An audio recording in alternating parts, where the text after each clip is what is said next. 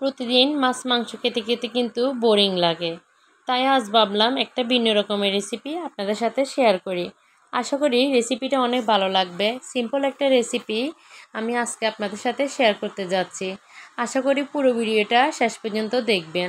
এখানে আমি 1 কাপ পরিমাণ ডাল এবং 3টা বড় সাইজের আলু কুচি কুচি করে কেটে নিয়েছি।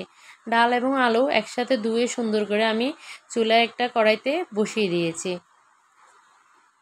ডাল এবং আলুর মধ্যে এখানে আমি লবণ, হলুদ গুঁড়া, জিরা গুঁড়া এবং সামান্য কিছু তেল দিয়ে চুলায় বসিয়ে দিলাম। ডালটা যখন ফুটে এসে ঘন হয়ে এসেছে, এ পর্যায়ে আমি 2টা ডিম ছেড়ে দিয়েছি।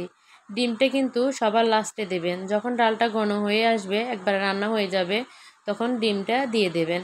এখানে আমি ডালে বাগার দেব। বাগার দেওয়ার জন্য চুলায় একটা কড়াই বসিয়ে দিলাম, আর এখানে দিয়ে দিলাম আমি এখানে 2-3টা রসুন কোয়া।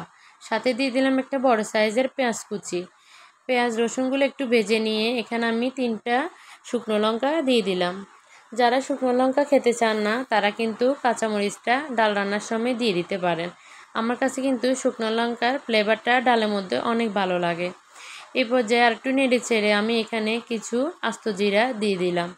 যাদের হাতে আস্ত জিরা থাকে না, তারা কিন্তু স্কিপ করতে পারেন। তবে আমার কাছে এই ডাল রান্নাতে আস্ত জিরাটা দিলে এর ফ্লেভারটা কিন্তু অনেক ভালো লাগে। এই যে বাগারের কালারটা হয়ে এসেছে, এখন আমি ডালের মধ্যে ঢেলে দিচ্ছি।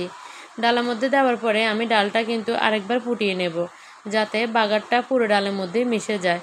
এভাবে করে ডালটা রান্না করে আপনারা একবার বাসায় ট্রাই করতে পারবেন।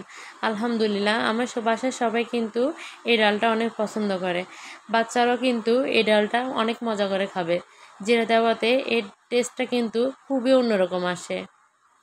মাছ মাংস না খেয়ে এরকম একটা রেসিপি কিন্তু বাসায় তৈরি করতে পারেন। ধন্যবাদ সবাইকে। আসসালামু আলাইকুম।